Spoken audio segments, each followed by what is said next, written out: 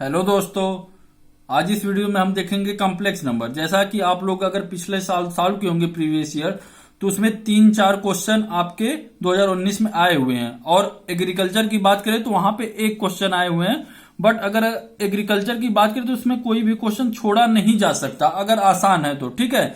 उसमें से कम 20 क्वेश्चन करना ही पड़ता है अगर आपको सिलेक्शन चाहिए तो हर एक क्वेश्चन जिस चैप्टर से भी आते हैं वो इंपॉर्टेंट हो जाता है, ठीक है। तो यहाँ पे हम बेसिक से ही देखेंगे कॉम्प्लेक्स नंबर को और बहुत ही जल्दी चाहेंगे कि खत्म हो जाए, ठीक है। तो कम टाइम में बहुत सारी चीजें हम सीख लेंगे क्वेश्चन के थ्रू, ठीक है। तो यहाँ पे हम स्टार्ट करेंगे कि कॉम्प्लेक्स नंबर को कैसे, मतलब कौन से क्वेश्चन को करें कि जो हमारे एग्जाम में फायदा कर सके, ठीक है।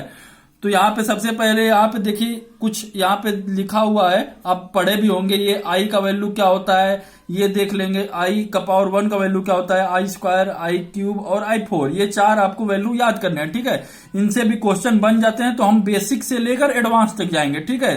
तो अगर कोई भी क्वेश्चन आसान आए या कठिन आए तो आपका सारा बन जाएगा, ठीक है। अगर हम कोई भी एक क्वेश्चन ही करा दे तब हो सकता है वो अगले साल ना आए। तो इसलिए हमें पूरा टॉपिक या कॉन्सेप्ट को क्लियर करके चलना पड़ेगा, तभी आपके क्वेश्चन सॉल्व हो पाएंगे। तो चलिए इसको स्टार्ट करते हैं, देखते हैं इसमें कैसे अचीव मतलब करेंगे, आगे इसको बढ़ेंगे। यहाँ पे होगा आई का पावर 0, मान लीजिए ये 0 है, ठीक है। ये आई का पावर 0, ठीक है। तो ऐसे कर लीजिए, ठीक है। तो यहाँ पे किसी का पावर 0 कितना होता है, 1 होता है। आई का पावर 1, ठीक है, आई होगा। और आई का पावर स्क्वायर मतलब यहाँ पे आप -1, सॉरी यहाँ पे -1, ठीक है। तो ये चीज आपको याद करनी है, मतलब क्वेश्चन डायरेक्ट मिलते हैं तो इसको आप ऐसे सॉल्व कर पाएंगे। अब देखिए आई क्यूब है, तो आई क्यूब को अगर तोड़ेंगे दो फॉर्म में, मतलब आई स्क्वायर और आई लिखेंगे, तो आई स्क्वायर का वैल्यू देखिए यहाँ पे -1 है।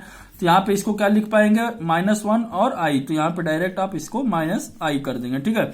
अब यहाँ पे आई स्क्वायर, आई का पावर 4 है तो इसको आई स्क्वायर और मल्टीप्लाई करिए आई स्क्वायर से। तो इसका वैल्यू आई स्क्वायर का कितना होता है, -1 और इसका वैल्यू -1। तो -1 यहाँ पे 1 हो जाएगा, ठीक है। तो ये आपको याद कर लेने हैं, अगर नहीं जानते हैं तो ऐसे निकलता है, ठीक है। अब इस पे बेस्ड क्वेश्चन देख लेते हैं। हम डायरेक्ट क्वेश्चन देखेंगे, कुछ सब कॉन्सेप्ट सीखेंगे जो कि इंपॉर्टेंट है, उसके बाद डायरेक्ट क्वेश्चन सॉल्व करेंगे जिससे कि आपको कम टाइम में ज्यादा सीखने को मिल जाए, ठीक है। तो यहाँ पे देखिए आई का पावर n, इसका वैल्यू निकालना है, ठीक है। तो इसका वैल्यू डायरेक्ट ऐसे क्वेश्चन देखने को मिल जाते हैं। तो यहाँ पे चलिए इसको सॉल्व कर लेते हैं। तो यहाँ पे हम एक चीज देख रहे हैं कि आई का पावर n सच मतलब पहले में भी है, दूसरे में भी है, तीसरे में भी है और चौथे में भी है। तो यहाँ पे आई का पावर n कॉमन ले सकते हैं जब सब में है। तो यहाँ पे आई का पावर n कॉमन लेंगे तो पहले वाले में क्या लिखेंगे, 1 लिखेंगे। यहाँ पे अगर लिखें इसको तो i लिख देंगे, क्योंकि आई का पावर n और i हो जाएगा, तो यहाँ पे i हो जाएगा। इसको सॉल्व करें तो आई स्क्वायर लिखेंगे और इसको सॉल्व करें तो क्या करेंगे, आई क्यूब लिखेंगे, ठीक है। अगर ऐड करेंगे तो यही चीज आपका मिल जाएगा रिवर्स में, ठीक है। तो इससे आप अब इसको क्या करेंगे, इसका वैल्यू आप तो लिख लेंगे, इस वाले जो अभी बताए थे ये फार्मूला या जो भी आप बोलते हो, तो इससे आप लिख लेंगे। तो लिखेंगे आई का पावर n हो गया और ब्रैकेट में क्या हो जाएगा, 1 को 1 ही रहने देते हैं, आई को अभी आई रहने देते हैं। आई स्क्वायर का वैल्यू क्या हो जाएगा, -1। अभी हमने देखा था कि आई स्क्वायर का वैल्यू क्या होगा, -1 हो जाएगा, ठीक है। और इसको सॉल्व करेंगे, आई क्यूब का वैल्यू क्या हो जाएगा, -i। तो इसको आप सॉल्व करेंगे तो देखिए 1 कैंसिल, आई कैंसिल, तो ये आपका क्या बन जाएगा, आई का पावर n और 0। तो इसका आंसर हो जाएगा 0। तो ये कौन सा ऑप्शन सही हो गया, सी वाला ऑप्शन सही हो गया, ठीक है। तो ऐसे क्वेश्चन आपको देखने को मिल जाएंगे। ये आसान ही लग रहा होगा बट हम जब अभी थोड़ी देर में एडवांस लेवल का भी क्वेश्चन सॉल्व करेंगे, ठीक है। तो यहाँ पे आप देख लेते हैं इस क्वेश्चन को, ठीक है। ये भी क्वेश्चन है, इंपॉर्टेंट ही मानेंगे अगर आपको नहीं आता है तो यहाँ पे इसको थोड़ा सा ओपन कर लेते हैं, ये आर वाले टर्म को। तो क्या लिखेंगे, r इक्वल टू 1 है, ठीक है। फिर r कहां तक जाना है, 4n+7 तक। तो इसको थोड़ा सा एक्सपेंड करें तो क्या लिखेंगे, ये i2 लिखेंगे, i3 लिखेंगे। फिर ऐसे करते करते i का पावर 4n+7 हो जाएगा, ठीक है। अब देखिए सम एपी जीपी वाले मतलब चैप्टर में जीपी जो ज्योमेट्रिक प्रोग्रेशन होता है उसमें आप पढ़े होंगे सम कैसे निकालते हैं, ठीक है। तो यहाँ पे देखिए आई का वैल्यू क्या होता है, माइनस का अंडर रूट में 1 होता है, ठीक है। तो मतलब एक तरह से बोला जाए तो ये 1 लेस देन, मतलब जो हमारा r लेस देन 1 के लिए जो फॉर्मूला लगेगा वही इसके लिए अप्लीकेबल होगा। तो क्या होगा, सम a1 - r का पावर n और 1 - r। तो ये आपका फॉर्मूला लग जाएगा जब कब होता है ये r लेस देन 1 के लिए। तो चलिए अभी लगा लेते हैं इसको। सम ही तो है एक तरह से, i का पावर 1, i का पावर स्क्वायर, मतलब अगर r लिखना चाहे तो i का स्क्वायर और डिवाइड बाय i। तो इसको करेंगे सॉल्व तो i आ जाएगा, ठीक है। तो इसको लिख लेते हैं, a का वैल्यू क्या हुआ, i है, ठीक है। फिर आपका हो जाएगा 1 हो जाएगा, -r मतलब i का पावर n यहाँ पे क्या है, 4n+7 है। तो यहाँ पे आप लिखेंगे 4n+7, ठीक है। और क्या लिख देंगे यहाँ पे वन माइनस आर, तो वन माइनस आर मतलब आई हो गया, ठीक है। अब इसको सॉल्व कर लेंगे, आपका आंसर आ जाएगा। तो देखिए अभी क्या बताए थे कि अगर यहाँ पे जैसे आपने लिखा है कि आई का पावर 4, ठीक है, तो हम इसको इस तरह से लिख सकते हैं। देखिएगा यहाँ पे अगर इसको थोड़ा सा और एक्सपेंड करें तो ये देखिए, रुक जाइए, यहाँ पे इसको हम थोड़ा सा एक्सपेंड करते हैं पहले, ठीक है। आई का पावर 4n प्लस 7, तो इसको लिखना चाहे तो ऐसे लिख सकते हैं, आई का पावर 4n और मल्टीप्लाई में आई का पावर 7, ठीक है। तो यहाँ पे ऐसे लिख लेंगे। फिर अभी बताए थे कि आई का पावर 4 को ऐसे भी लिख सकते हैं। आप ये सब प्रॉपर्टी पढ़े होंगे तो हम ये नहीं बता रहे डिटेल में, अगर आपको चाहिए तो हम बता देंगे, ठीक है। तो हमें नहीं लग रहा है कि ये आपको बताना चाहिए। तो ये अब इसका वैल्यू क्या हो जाएगा, आई का पावर 4 का वैल्यू कितना हो जाएगा, 1 हो जाएगा। 1 का पावर n, 1 का पावर n क्या होता है, 1 नहीं होता है किसी का पावर, और यहाँ पे आई का पावर 7 हो जाएगा। तो इसको सॉल्व करेंगे तो क्या आ जाएगा, आई का पावर 7, और यहाँ पे आपका जो नीचे है वो लिख देंगे, ठीक है। तो यहाँ पे देख लेंगे 1 माइनस आई हो गया, ठीक है। अब इसको थोड़ा सा और एक्सपेंड करें, मतलब ये मल्टीप्लाई कर दें आई वाला टर्म, तो यहाँ पे लिखेंगे आई लिख देंगे, और यहाँ पे आई आई हो जाएगा कितना, आई का पावर 8 हो जाएगा, 7 से 1 ऐड हो गया तो 8 हो जाएगा। यहाँ पे आप इसको लिखेंगे 1 माइनस आई, जो नीचे वाला पार्ट, ठीक है। अभी क्या बताए थे कि आई का पावर 8 जो भी मल्टीपल में है तो इसको ऐसे लिख सकते हैं, आई का पावर 4 का ये जैसे अभी लिखे थे, ठीक है। तो इसका वैल्यू कितना होता है, 1 होता है। तो यहाँ पे ये समझ में आ रहा है कि आई और -1 हो गया। तो यहाँ पे इसको और लिखना चाहे तो कैसे लिखेंगे, आई -1 और डिवाइडेड बाय 1 माइनस आई। अब यहाँ से ऊपर वाले से -1 कॉमन ले लीजिए, तो देखिए -1 कॉमन लेंगे तो यही ऊपर नीचे दोनों सेम हो जाएगा। तो यहाँ पे ऐसे आप लिख पाएंगे, इसको कैंसिल करेंगे तो कितना आ जाएगा, -1 आंसर आ जाएगा, ठीक है। तो ऐसे क्वेश्चनों को आप सिंपली सॉल्व कर पाएंगे। जिनको भी प्रॉब्लम है वो कमेंट में पूछ लेंगे, हम फिर से बता सकते हैं। तो यहाँ पे जो भी होगा आप पूछ लीजिएगा अगर किसी को समझ में नहीं आया ये क्वेश्चन तो। अब यहाँ पे एक प्रॉपर्टी लिखे हैं, प्रॉपर्टी क्या एक तरह से बोल सकते हैं कि इंपॉर्टेंट नोट्स है, जो कि अब अगर कभी क्वेश्चन में आ गया तो ये आप डायरेक्ट टिक कर पाएंगे, ठीक है। जैसे अंडर रूट में ए बी कब लिख पाएंगे, ठीक है, कब लिख पाएंगे, जब अंडर रूट का ए और multiply by under root B, ऐसे कब लिख पाएंगे, जब कि एक इनमें से दोनों में से एक पॉजिटिव होना चाहिए। देखिए if and only if, at least मतलब कम से कम एक, आप 1 इज मतलब इसमें से दोनों में से एक क्या होना चाहिए, ये पॉजिटिव होना चाहिए। जैसा कि मतलब मान लीजिए कि यहाँ पे 2 हो गया और दूसरा वाला -√3 हो गया, या ऐसे बोल सकते हैं दोनों पॉजिटिव भी होगा बट एक कम से कम होना चाहिए। तो यहाँ पे ऐसे भी हो सकता है -2 और मल्टीप्लाई बाई 3, या ऐसे हो सकता है कि दोनों पॉजिटिव हो जाए, ठीक है। तो कम से कम एक होगा तो चलेगा, ऐसा नहीं कि दोनों आपका निगेटिव हो जाएगा। क्यों नहीं होगा इसको हम समझ लेते हैं थोड़ा सा, क्योंकि बहुत से लोगों को नहीं समझ में आ रहा होगा कि इसका क्या मतलब है, ठीक है। तो देखिए यहाँ पे हमने 6 लिखा, ठीक है। इसको लिखना चाहे तो ऐसे लिख सकते हैं, ठीक है। अब थोड़ा सा इसको और ऐसे लिखें, जैसे आई का वैल्यू कितना होता है, माइनस का √1 होता है, ठीक है। तो यहाँ पे √2 लिखें और √3 लिखें, ठीक है। और ये वाला जो लिख रहे हैं इसका फॉर्मूला यूज करके हम थोड़ा सा बाहर लिख दे रहे हैं, ये लिख देंगे और ये हम आई लिख देंगे, ठीक है। तो यहां से माइनस वाला कॉमन लिए हैं तो इसके जगह पे क्या लिखे हैं, आई लिखे हैं, और ये एक इसका लिखे हैं एक और इसका लिखे हैं, ठीक है। और यहां से √2 लिख देंगे, माइनस कॉमन ले लेंगे तो यहाँ पे बाहर आई लिख दिया और इसका ये लिख दिया, ठीक है। अब देखिए यहाँ पे 6 हो गया। अब इसको सॉल्व करेंगे तो ये भी 6 हो जाएगा, और ये आपका सॉल्व करेंगे तो क्या हो जाएगा, i², और i² का वैल्यू क्या बताए थे, -1 होता है, ठीक है। अब देखिए इसको -1 को अगर √6 लिखें, ये वाला लिख दिए इधर के साइड में और इधर के साइड में इक्वल टू लिखेंगे, तो यहाँ पे -√6 हो जाएगा, ठीक है।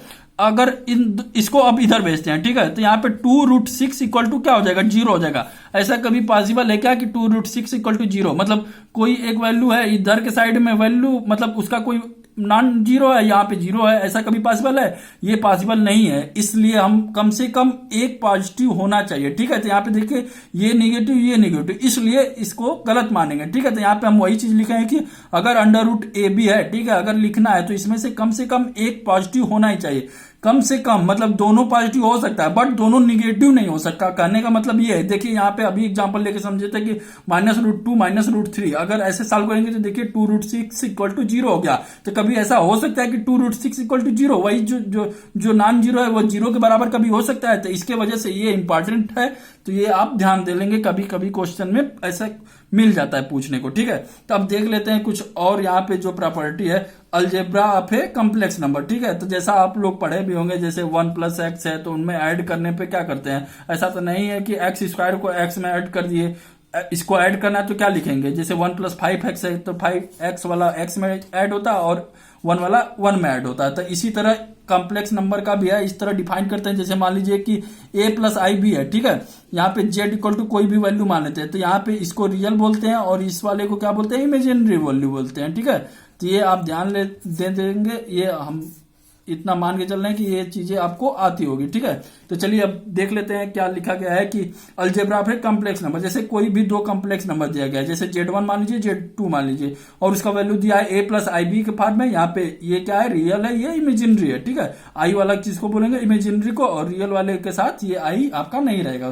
तो यहाँ देखिए दो कॉम्प्लेक्स नंबर है, कब बोलेंगे कि दोनों इक्वल है, जब ये मतलब जैसा कि मैट्रिक्स में भी पढ़े होंगे ऐसे ही सिमिलर चीज है, जैसे आप मैट्रिक्स में पढ़ोगे कि ABCD है, ठीक है। कब मैट्रिसेज को इक्वल बोलेंगे, जब ये आपका वैल्यू इसके बराबर हो जाए। जैसे मान लीजिए 1 2 3 4 है, तो ये इसके बराबर, ये इसके बराबर, तो हम बोलते थे कि दो मैट्रिसेज बराबर है, तो ये कंडीशन होनी चाहिए। वैसे ही अगर कॉम्प्लेक्स नंबर की बात करें तो क्या होनी चाहिए, ये इसके साथ मतलब रियल वाला रियल के साथ बराबर होना चाहिए और इमेजिनरी वाला इमेजिनरी के पार्ट के साथ। तो यहाँ पे देखिए अगर कंडीशन लिखे हैं वही कि अगर z1 इक्वल टू z2 है, मतलब एक कॉम्प्लेक्स नंबर दूसरे कॉम्प्लेक्स नंबर के बराबर है, क्वेश्चन में दिया हुआ है, तो ये नेसेसरी कंडीशन है कि ये A C के बराबर होगा और B वाला D के बराबर होगा। तो ये आप देख लेंगे, अभी क्वेश्चन करेंगे तो क्लियर हो जाएगा, ठीक है।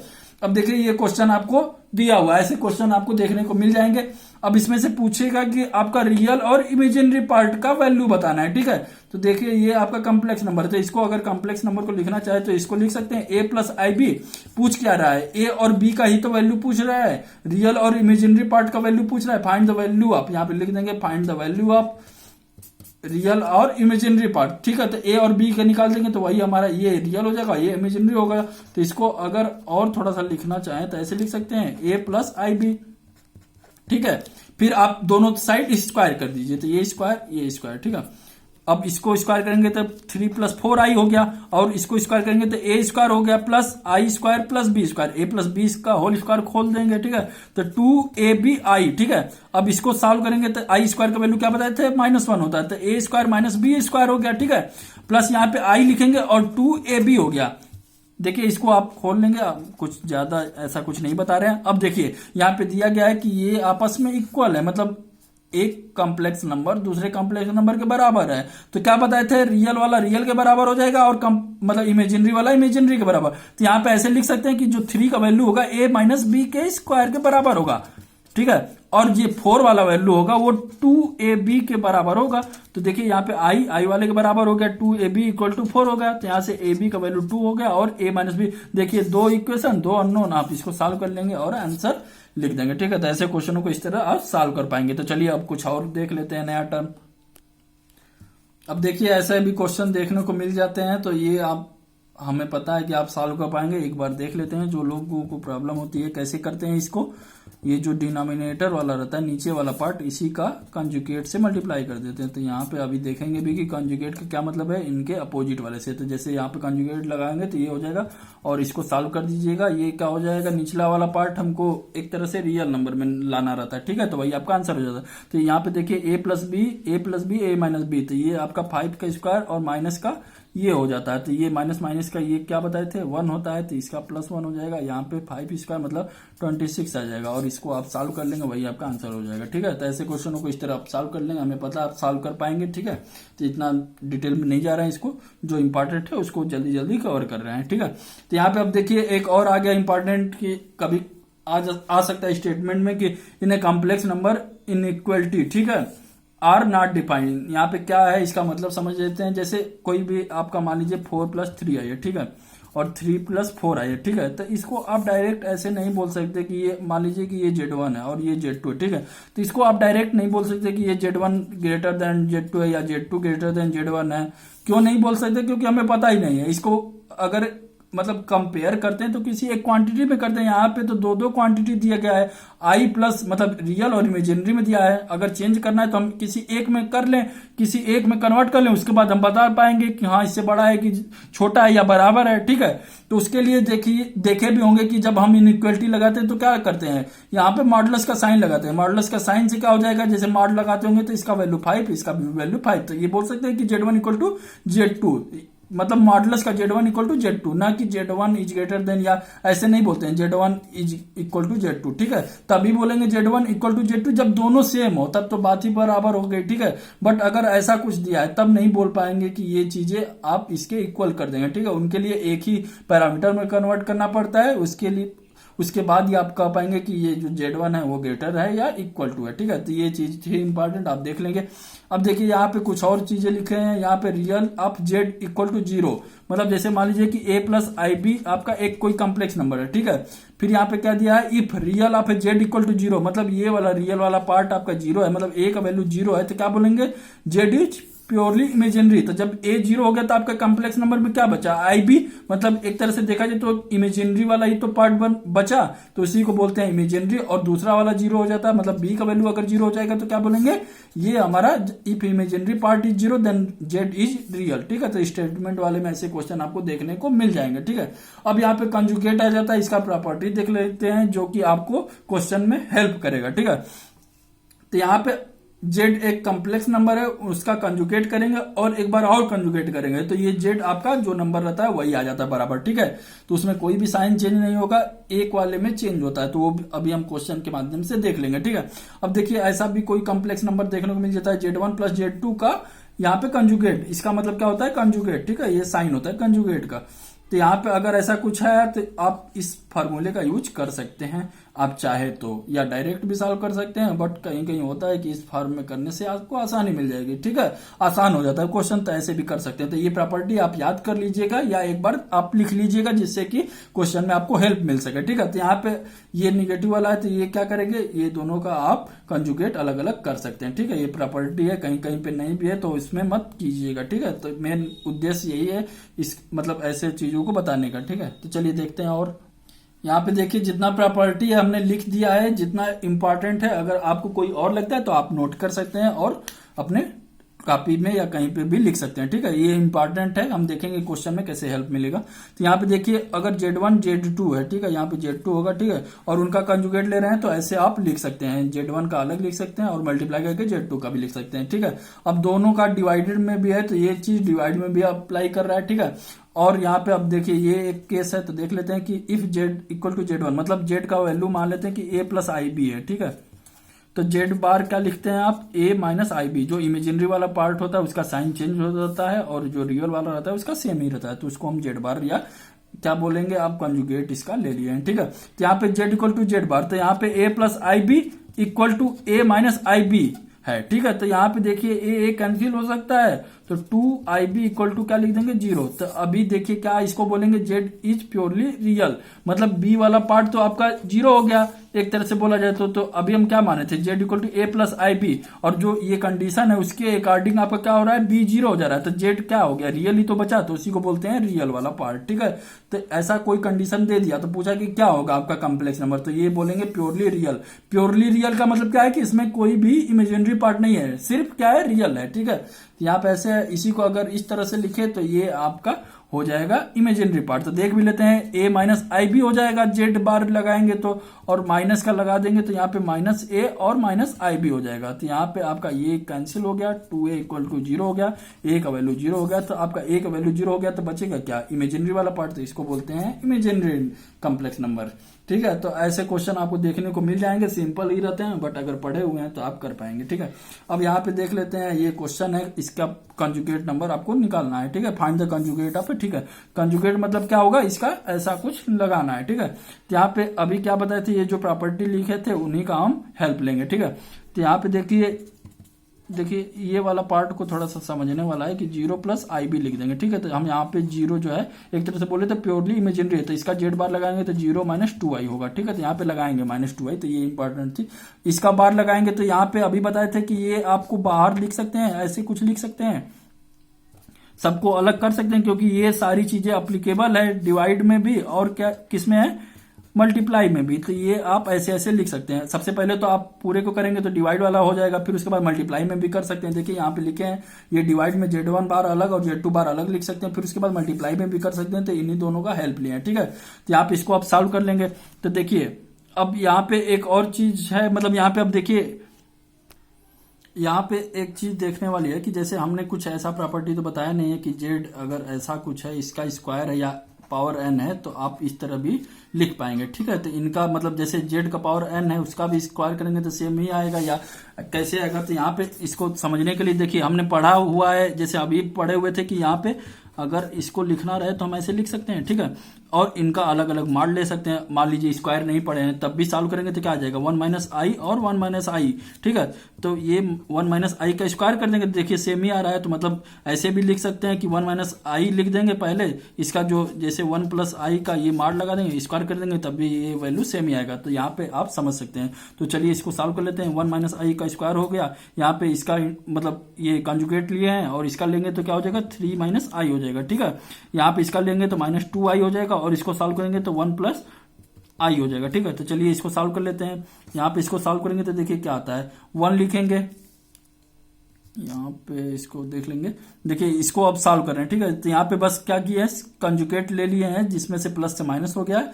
अब क्या देख रहे हैं यहाँ पे, अब इसको सॉल्व करेंगे तो ए स्क्वायर प्लस का बी स्क्वायर मतलब आई का स्क्वायर, ठीक है, और माइनस का 2i। ठीक है, ये हो गया आपका, और डिवाइडेड बाई -2i। तो ये देखिए ये माइनस मतलब आई का स्क्वायर क्या होता है, -1, तो ये कैंसिल हो गया, ये वाला टर्म ही पूरा कैंसिल हो गया इससे। ठीक है, तो आप इसको सॉल्व कर लेंगे। आपका बचा क्या, यहाँ पे आप सॉल्व करेंगे तो देखिए 3 माइनस आई और 1 प्लस आई। ठीक है, अब क्या बताए थे, ये जो डिनोमिनेटर है उसको रियल बनाते हैं, तो इसको आप मल्टीप्लाई कर देंगे 1 माइनस आई से। तो यहाँ पे 1 माइनस आई कर देंगे, उसके बाद आप इसको क्या करेंगे, मल्टीप्लाई कर देंगे। तो चलिए कर लेते हैं। यहाँ पे आपका ये करेंगे 3 हो जाएगा, इसके साथ करेंगे तो -3 हो गया, यहाँ पे करेंगे तो -i हो गया, और इसको करेंगे तो प्लस का आई स्क्वायर हो गया। ठीक है, और इसको सॉल्व करेंगे तो a plus B A minus B, तो यहाँ पे 1 माइनस आई स्क्वायर हो गया। ठीक है, तो यहाँ पे आप बस इसको क्या करना है, आपको सिंपली सॉल्व कर देना है। तो यहाँ पे देखिए, यहाँ पे आई स्क्वायर का वैल्यू क्या हो जाएगा, -1 हो जाएगा, तो यहाँ पे 2 हो गया, और ये -4i हो गया, और इसको सॉल्व करेंगे तो 2 हो गया। तो यहाँ पे इसको सॉल्व करेंगे तो 1 माइनस 2i आ गया आंसर। तो ये आपका सी ऑप्शन हो जाएगा। तो आप सॉल्व कर लीजिएगा, आप सॉल्व कर पाएंगे ऐसे क्वेश्चनों को। सिंपली क्या बताना था कि ऐसे क्वेश्चनों में ये वाला प्रॉपर्टी आप यूज करके आसानी से सॉल्व कर पाएंगे। नहीं तो क्या करेंगे कि आप सबको सॉल्व कीजिए, उसके बाद कंजुगेट लगाइए, तब भी आंसर सेम ही आएगा। तो आप देख लीजिएगा जिससे आपको आसानी हो। अब देखिए यहाँ पे मॉडुलस वाली प्रॉपर्टी को हम एक बार लिख दिए हैं, आप याद कर लेंगे, या जिन्हें याद है वो अच्छी बात है। ठीक है, तो यहाँ पे क्या होता है, जैसे जेड कोई मॉडुलस है, ए प्लस आई बी फॉर्म में लिखा है, तो इनका अगर मॉड लेंगे दोनों साइड तो क्या होता है, ए स्क्वायर प्लस बी स्क्वायर, ऐसे आप लिख सकते हैं। ठीक है, तो ये देखिए पहला प्रॉपर्टी हमने लिखा हुआ है उसी चीज को। यहाँ पे एक चीज और थी कि जैसे अगर -z का मॉड लगाएंगे तब भी सेम ही आता है। तो देख लेते हैं, जेड का वैल्यू क्या है, a प्लस आई बी है। ठीक है, -z कर दीजिए, -a माइनस आई बी हो गया। ठीक है, अब क्या करना है, आपको मॉडुलस लगाना है। तो अभी बताए थे, इसको आप एक तरह से इस फॉर्म में लिख सकते हैं, -a लगा देंगे, प्लस लगा देंगे, और इसको इस फॉर्म में लिख देंगे। ठीक है, अब क्या करना है, इसका स्क्वायर इसका स्क्वायर, तो -a का स्क्वायर हो जाएगा, और आपका ये -b का स्क्वायर हो जाएगा। तो देखिए आपका स्क्वायर करेंगे तो क्या हो जाएगा, सेम ही आएगा। तो A square equal to B square, तो देखिए जेड के बराबर ही आ गया मॉडुलस के।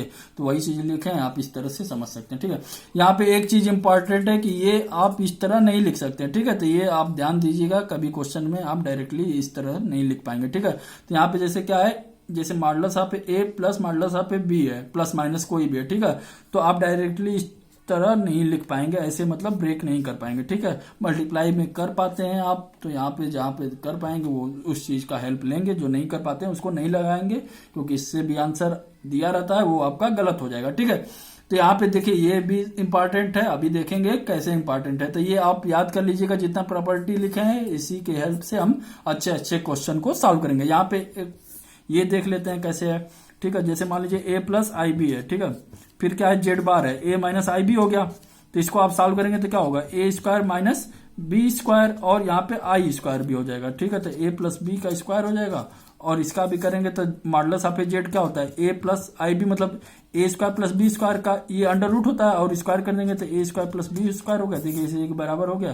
तो ऐसे क्वेश्चन आपको देखने को मिल जाएंगे, ये डायरेक्ट पूछे जाते हैं, आसान ही रहते हैं, बट एक बार आप कर लेंगे तो आपके लिए आसानी होगा। ठीक है, चलिए क्वेश्चन आया हुआ है, ये पूछेगा कि आपका मॉडुलस का वैल्यू क्या होगा इसके इस मतलब क्वेश्चन के लिए। ठीक है, तो चलिए सॉल्व कर लेते हैं। क्या बताए थे, यहाँ पे मॉड लगा देंगे, मॉडुलस का मतलब यही होता है, मॉड लगा देंगे। फिर क्या बताए हैं कि यहाँ पे जो प्रॉपर्टी है उनका हम यूज करेंगे। यहाँ पे देखिए मॉडुलस वाले के लिए जैसे मल्टीप्लाई वाले केस में हम कर सकते हैं, या एन वाले टर्म में भी यूज कर सकते हैं, देखिए यहाँ पे लिखे हैं, ठीक है। तो चलिए हम लगा लेते हैं। यहाँ पे थोड़ा सा इसको ओपन करें तो ये वाले टर्म को हम ऐसे लिख सकते हैं, ठीक है। जो हम कर पाएंगे उसका हम हेल्प लेंगे, यहाँ पे ऐसे लिख देंगे। हम ब्रेक कर रहे हैं डायरेक्ट, तो आप भी कर पाएंगे। यहाँ पे देखिए ये वाला टर्म जो है ये प्लस है, 6 + i + 3 - 7i, तो इसको आप आपस में ऐड कर लेंगे, ठीक है। तो ये देखिए इसको अलग नहीं कर सकते, बट ये आपस में इसको ऐड कर पाएंगे, ठीक है। जो अभी हमने बताया था कि ये इस तरह नहीं लिख पाएंगे, जैसे इस वाले टर्म को ऐसे आप नहीं लिख पाते, जैसे ये है अब +3 - 7i, ठीक है। इससे गलत आंसर आएगा, तो ये मत कीजिएगा, इसको आप एक बार ऐड कीजिएगा, उसके बाद आप सॉल्व करेंगे। तो 3 + 6 कितना हो जाएगा आपका 9 हो जाएगा, और इसको सॉल्व करेंगे तो -6 आ जाएगा। फिर इसके बाद आप मॉड लगाएंगे, ठीक है। आप इस तरह करेंगे तो देखेंगे आप इसका आंसर नहीं मैच करेगा, इसका कुछ और रहेगा, इसका कुछ और रहेगा, ठीक है। तो ये आप बिल्कुल भी नहीं करेंगे, ठीक है। तो चलिए अब इसको सॉल्व कर लेते हैं। देखिए इसका आपका क्यूब लेना है, इसका मॉडुलस का स्क्वायर लेना है, और इसको सॉल्व कर देना है, आपका आंसर आ जाएगा। तो देखिए एक और चीज इसमें इंपॉर्टेंट है कि अगर कोई कॉमन है तो आप निकाल सकते हैं, ठीक है। तो यहाँ पे देखिए ये कोई यहाँ पे 3 अगर कॉमन ले लें तो यहाँ पे क्या हो जाएगा, यहाँ पे 3 - 2i, ठीक है। तो ऐसे आप लिख पाएंगे, ऐसे क्वेश्चनों में अगर कॉमन मिल रहा है तो आसानी से आप इलिमिनेट कर पाएंगे। यहाँ पे ये चीज थी, हमने 3 यहाँ से कॉमन लिया, ठीक है। तो यहाँ पे अगर 3 कॉमन ले लेंगे तो आपका आसानी हो जाएगा, ठीक है। नहीं तो आप 9 का मल्टीप्लाई करेंगे तब भी आपका आंसर सेम ही आएगा। इस वाले पार्ट में किसी को प्रॉब्लम है तो एक बार हम देख लेते हैं कि जैसे हमने लिख दिया 2 + 4i, ठीक है। तो यहाँ पे हम बता रहे हैं कि इसका कॉमन ले लेंगे तब भी आपका आंसर सेम ही आएगा। तो चलिए देख लेते हैं आ रहा है कि नहीं। तो इसका मॉडुलस ले लेते हैं और इसका मॉडुलस ले लेते हैं, जो कांस्टेंट है वो बाहर लिख देंगे। तो इसका मॉडुलस ले तो यहाँ पे 4 हो जाएगा, 16 हो जाएगा, यहाँ पे 2√5 हो जाएगा। तो इसको आप सॉल्व कर लीजिएगा। इस वाले को देख लेते हैं, देखिए ये वाले सॉल्व करेंगे तो यहाँ पे भी आपका ये 4 हो जाएगा, +1 हो जाएगा, 2√5, तो देखिए सेम ही आ रहा है। तो यहाँ पे हमने कॉमन ले लिया, ठीक है। अब आपको सिंपली सॉल्व कर देना और जो आंसर आएगा आप टिक कर पाएंगे, ठीक है। तो इसको देखते हैं, इसका क्या हो जाएगा, इसका वैल्यू √2 हो जाएगा। इसको सॉल्व करेंगे तो ये 5 हो जाएगा। तो यहाँ पे आप ये मतलब 25 आएगा तो अंडर रूट करेंगे तो 5 आ जाएगा। इसका करेंगे तो 1 + 1 अंडर रूट में 2 आ जाएगा। तो अंडर रूट का पावर ये हो जाएगा, यहाँ पे 5 स्क्वायर हो जाएगा, और इसको सॉल्व करेंगे तो 3 आपका बाहर आ गया, और कितना हो जाएगा, यहाँ पे 3 + 9 हो जाएगा, यहाँ पे 4 हो जाएगा, 13 आ जाएगा। तो अंडर रूट में 13, ठीक है। इसको आप सॉल्व कीजिएगा, आपका आंसर मिल जाएगा, ठीक है। एक बार आप सॉल्व कर लेंगे अपने से। तो चलिए देख लेते हैं आ रहा है कि नहीं। यहाँ पे 25 हो जाएगा, यहाँ पे 3 हो गया, यहाँ पे 2√2 मतलब 2√2 और 13 हो गया, ठीक है। नीचे वाले पार्ट को 13 को ऊपर ले जाते हैं, मल्टीप्लाई कर देते हैं दोनों साइड। तो यहाँ पे आप देखिए 50 लिखेंगे, इसको 50/3 लिख देंगे, ठीक है। यहाँ पे 13 आ गया तो 13 हो जाएगा, और ये आपका ये 13 आ जाएगा, ठीक है। तो ये आप इसको सॉल्व कर लीजिएगा तो देखिएगा 50√26 ऐसे कुछ आ रहा है। ये इन दोनों ऑप्शन में से होगा तो आप सॉल्व कर पाएंगे। जो भी ऑप्शन होगा आप सही कर लेंगे, ठीक है। तो इसमें क्या करना था, मेन यही था कि आप इसको अलग अलग करके भी सॉल्व कर पाएंगे। और जो कॉमन वाला पार्ट है उनको सबसे पहले अगर कॉमन मिल रहा है तो ले लेंगे, नहीं तो अगर ये जो ऐड करना है तो इनको आप अलग अलग नहीं कर सकते, आप इनको आपस में एक बार ऐड करेंगे, उसके बाद ही आप इसको मॉडुलस ले सकते हैं इसका, ठीक है। तो ये इंपॉर्टेंट थी, तो आप देख लेंगे ऐसे क्वेश्चनों को। अब देखिए जो क्वेश्चन आपके एग्जाम में आएंगे वो आसान ही रहेंगे। यहाँ पे देखिए ये आपका लिख ले, जैसे ये ABC आपका यहाँ पे लिख दिए ऐसे कुछ, और ये आपका नन ऑफ दीजिए, ठीक है। तो ऐसे क्वेश्चन आपको देखने को मिलेंगे, ठीक है। ये बिल्कुल ही सिंपल है, एक बार अगर समझ लिया, ठीक है। प्रॉपर्टी का यूज करके सॉल्व करना रहता है, तो इसलिए हम छोटे छोटे क्वेश्चन आपको सबसे पहले कराएं कि जिससे आपका कॉन्फिडेंस बढ़ सके, ठीक है। और हम बड़े क्वेश्चनों को भी देखेंगे कैसे इजिली सॉल्व कर पाएंगे, और जो एग्जाम में है वो भी आप 5 मिनट के अंदर जितने भी 4 क्वेश्चन आए थे वो सॉल्व कर पाएंगे, ठीक है। तो हमने इंटीग्रेशन देख लिया और एरिया अंडर द कर्व देख लिया, ठीक है। तो जो लोग भी नहीं देखे तो उसको उस वाले चैप्टर को देख लेंगे, और उसके बाद अगर सॉल्व करेंगे तो आपको बहुत ही मतलब इजी लगेगा चैप्टर, ठीक है। तो चलिए इसको देख लेते हैं। देखिए हमने इस क्वेश्चन को सॉल्व करने के लिए ये सारे हमने प्रॉपर्टी आपको अभी बताए हैं। तो यहाँ पे जो यूज होगा ये आपका इंपॉर्टेंट प्रॉपर्टी एक तरह से बोला जाए तो माना जाता है, ठीक है। तो इसमें बहुत सारे क्वेश्चन में आपको देखने को मिल जाएंगे। जो लोग नहीं जानते हैं तो वो लोग आप याद कर पाएंगे या ध्यान से देख लेंगे, एक बार 2 बार लिख लेंगे तो इनको आप आसानी से। चलिए इसको हम लिख लेते हैं एक बार। तो ये देखिए हमने क्या लिख दिया, इसी प्रॉपर्टी का यूज करके इसको हम सॉल्व करेंगे। देखिए ऐसा क्वेश्चन आप देखने को मिला भी होगा बहुत सारे एग्जाम में, या UPTU हो गया या JEE मेन हो गया, बहुत जगह ये क्वेश्चन आते रहते हैं, ठीक है। तो इसमें भी आने के चांसेज हैं। तो ये इंपॉर्टेंट क्वेश्चन है, तो आप यहाँ पे इसको सॉल्व एक बार अपने से कीजिएगा, फिर जो नहीं आया तो फिर आप इस मेथड से जो बता रहे हैं आप उससे सॉल्व कर पाएंगे। ठीक है, तो इसका वैल्यू निकालना है। देखिए क्या पूछा है कि जैसे यहाँ पे कंडीशन दिया गया है कि मॉडुलस आप Z1 Z2 Z3 और ये तीनों का ये क्या होगा आपका 1 होगा। ठीक है, 1 वैल्यू दिया गया है। पूछा क्या है, ये वाले का वैल्यू पूछा है, इस वाले का। ठीक है, तो यहाँ पे आप थोड़ा सा इसको हम बाहर लिख देते हैं। ठीक है, इसी चीज को, इसी का तो वैल्यू पूछा है। तो देखिए यहाँ पे हम अगर ऐसे कुछ मल्टीप्लाई कर दें, यहाँ पे जैसे यहाँ पे कंजुगेट आप Z1 मल्टीप्लाई कर दें ऊपर नीचे, देखिए ये भी कर दिए ये भी कर दिए, सेम ही है तो मल्टीप्लाई तो कर ही सकते हैं। तो यहाँ पे हमने सारे में मल्टीप्लाई कर दिया है। इस तरह आप एक बार कर लोगे तो आप भी समझ जाओगे कि ऐसे क्वेश्चनों को कैसे करना है। ठीक है, तो यहाँ पे हमने इसको भी मल्टीप्लाई कर दिया, नीचे कर दिया, ऊपर कर दिया, कोई फर्क नहीं पड़ेगा, तो हमने कर दिया। ठीक है, अब देखिए यहाँ पे इस तरह लिख सकते हैं, जैसे यहाँ पे Z है तो इस तरह हम Z1 लिख दे और मल्टीप्लाई बाय Z1 का ये कर दे, कंजुगेट का मल्टीप्लाई कर दे, तो ये आप लिख पाएंगे Z1 का यहाँ पे मॉडुलस का स्क्वायर होगा। तो ये हम चीज को लिख रहे हैं यहाँ पे, थोड़ा सा और इसको सिंप्लीफाई करें तो Z1 को जो कंजुगेट है उसको वैसे ही लिखे रहेंगे और इसको सॉल्व करेंगे तो यहाँ पे इसका लिख देंगे इस तरह, ऐसे ही Z2 वाले को लिखेंगे Z2 का स्क्वायर और Z3 का यहाँ पे, सॉरी यहाँ पे Z3 का नीचे है ये स्क्वायर। ठीक है, अब देखिए यहाँ पे दिया गया है इसका वैल्यू 1 होता है, इसका भी वैल्यू 1 होता है और इसका भी वैल्यू 1 होता है। तो ये 1 1 1 हो गया। इसको सॉल्व करेंगे तो देखिए क्या आ जा रहा है, यहाँ पे Z1 आ गया, यहाँ पे 1 होगा, यहाँ पे Z2 हो गया और ये Z3 हो गया। ठीक है, तो अभी एक और कंजुगेट वाले में प्रॉपर्टी पढ़े हैं कि अगर जैसे A plus B plus C है, ठीक है, तो अगर इसको लिखना चाहे तो ऐसे लिख सकते हैं कंजुगेट में। ठीक है, तो उसी का हम हेल्प लेंगे। यहाँ पे इस चीज को, इस वाले फॉर्म को अब ऐसे लिखेंगे, ये पूरे का कंजुगेट लिख देंगे। ठीक है, तब देखिए ये इसको अगर और लिखना चाहें तो यहाँ पे आप थोड़ा सा और एक्सपेंड कीजिएगा तो इस तरह आप लिख पाएंगे। ठीक है, तब देखिए ये मतलब मॉडुलस आप Z1 plus Z2 plus Z3 का वैल्यू दिया गया 1 यहाँ पे। ठीक है, तो यहाँ पे आप इसका लिख देंगे 1 और इसका 1 मतलब इसका कंजुगेट कर देंगे। तो यहाँ पे क्या बताए थे, रियल नंबर में चेंज नहीं होता, तो इसका आंसर क्या हो जाएगा 1 हो जाएगा। तो ऐसे क्वेश्चन बहुत ही आसान होते हैं, एक बार सॉल्व कीजिएगा। अभी हम अगले इसमें तो समय नहीं है, बट अगले वाले में हम इससे भी अच्छा क्वेश्चन कराएंगे जो कि एग्जाम में आया भी हुआ है और आने का चांसेस भी है। ठीक है, तो आप लोग इस वीडियो में जो भी प्रॉब्लम हो आप कमेंट कर सकते हैं, या जो भी आपको समझ में नहीं आया वो नंबर पे भी पूछ सकते हैं या कमेंट में भी बोल सकते हैं।